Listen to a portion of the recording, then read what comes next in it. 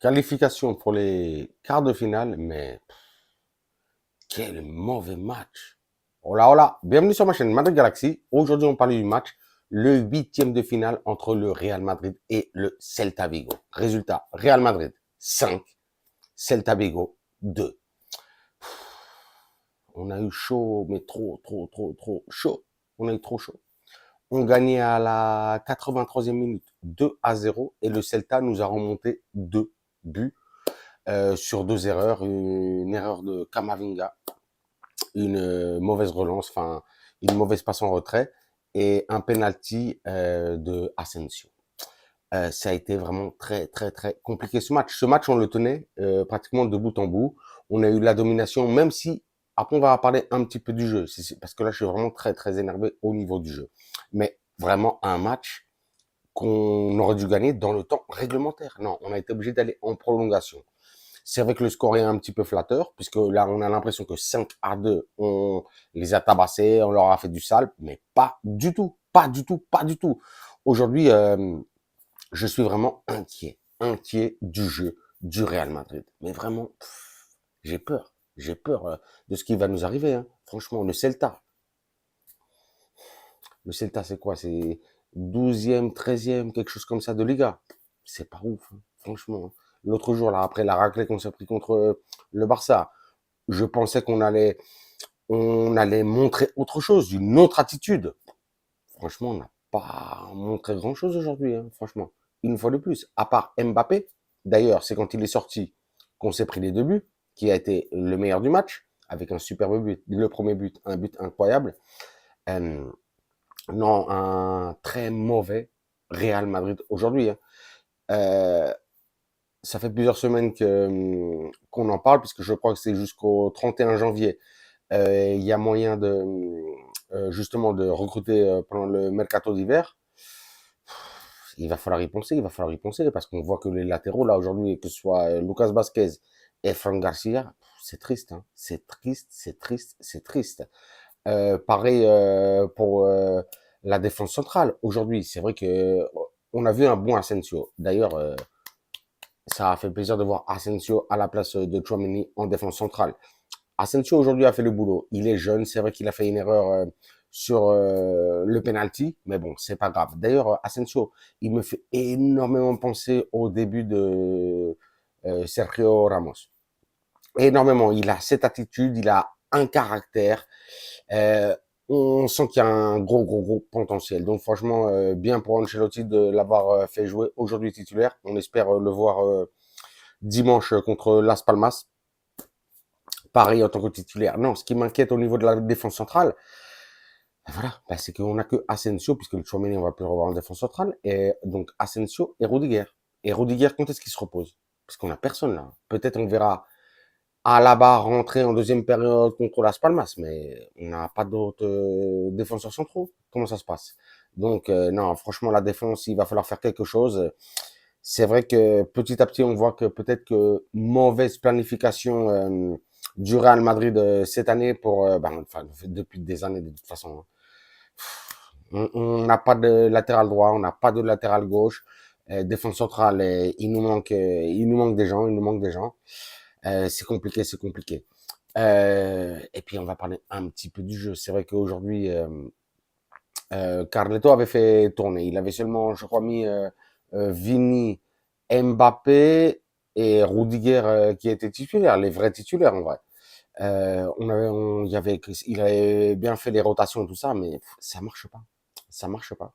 Il y a quelque chose qui fonctionne pas. Je sais pas si cette défaite contre le Barça nous a fait du mal. Bon, on savait qu'elle allait nous faire du mal, mais de toute façon, c'est même avant la défaite du Barça contre le Barça, on n'était pas bien, on n'était pas bien. On sent qu'il y a quelque chose qui fonctionne pas. Je sais pas si Carleto Ancelotti là, ne transmet pas les bonnes indications aux joueurs, leur met pas justement cette pression pour aller chercher toutes les victoires dans tous les matchs contre n'importe quelle équipe.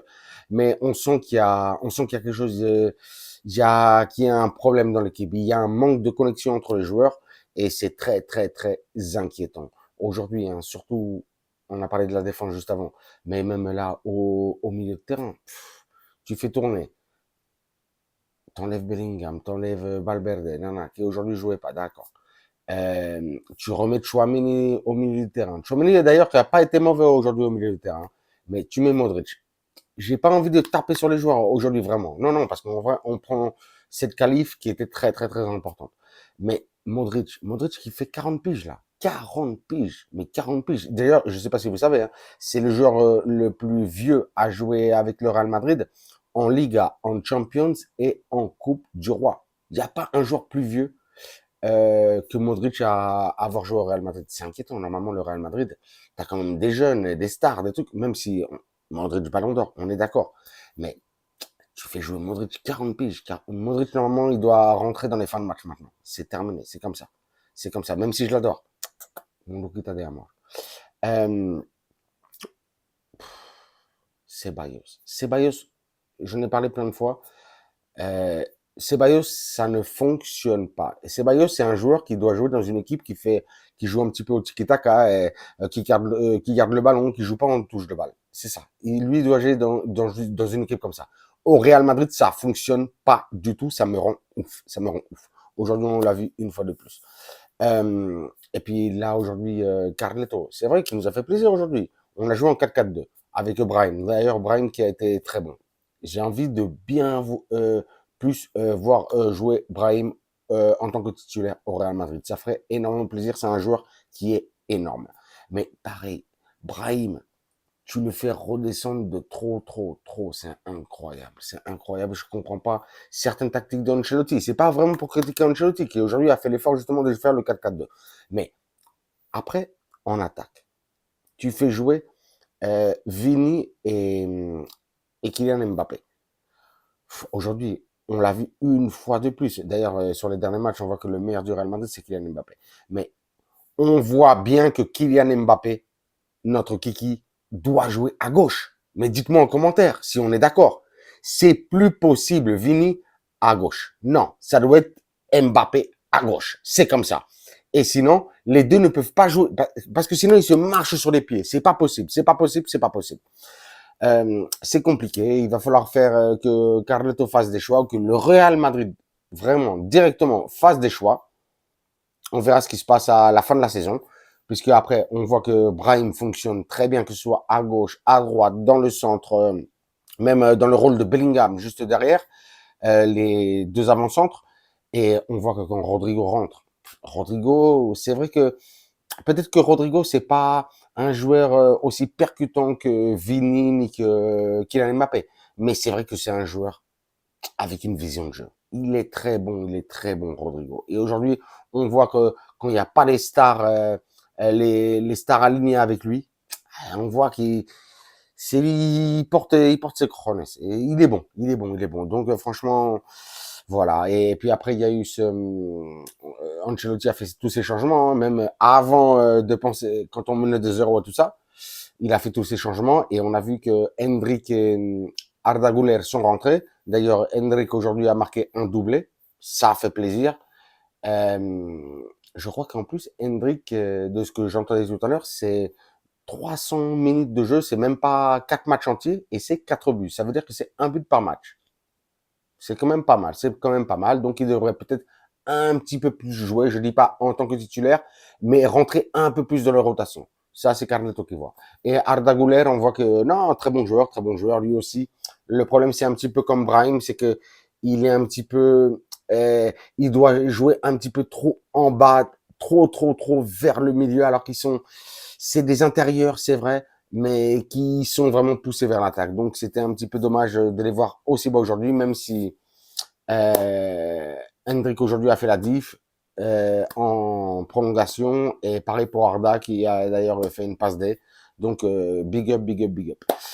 Donc voilà, comme je disais, à part ça, franchement, très mauvais match. Hein. Ça connecte pas du tout. Je suis énormément déçu. Vous me dites ce que vous en pensez. Parce que là, on sait même plus si on doit jouer en 4-4-2, si en 4-3-3. Comment jouer, qui est titulaire, qui ne devrait pas être titulaire. On n'en peut plus. On verra ce qui se passe dimanche 16h15. On restera au Bernabéu pour jouer contre Las Palmas. On verra ce que ça donne. Hein. Il y a moyen de reprendre peut-être la première place parce que Leganés reçoit le Barça. Toujours Leganés, c'est une équipe bien relou et tout ça. Non, Leganés reçoit l'Atlético, excusez-moi. L'Atlético, mais le Barça ira à Getafe, au Coliseum.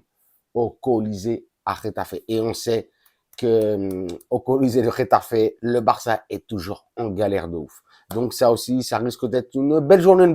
Et en plus, à la maison au Bernabéu contre Las Palmas, normalement, ça devrait le faire. On verra ce qui se passe, puisque juste après, hein, on reprendra la Champions la semaine prochaine. Non, ça risque d'être, ouais, ça risque d'être fou là. Il y a encore beaucoup de matchs tous les 3 jours. On verra ce que ça donne. Je suis un petit peu inquiet. Je vais pas vous mentir. Mais je vais m'arrêter là. Aujourd'hui, au moins, on prend la qualif. Des 8 équipes qui se sont qualifiées là, ça reste que 8 équipes de première division. Donc, ça risque d'être des gros chocs. Il y aura un tirage au sort là, je crois, la semaine prochaine ou quelque chose comme ça. On verra ce que ça donne. Bon, je m'arrête là. Comme d'habitude, je vous dirais, vous vous abonnez, vous me lâchez un commentaire, un like, un pouce, bien entendu. Moi, à vos commentaires, vos likes, vos pouces, je vous lâche. Bien entendu, des commentaires, des likes, des pouces. Mais surtout, le plus important, je vous lâche des cœurs. Et sur ce, je vous dirai, comme d'habitude, hasta la próxima et à la Madrid.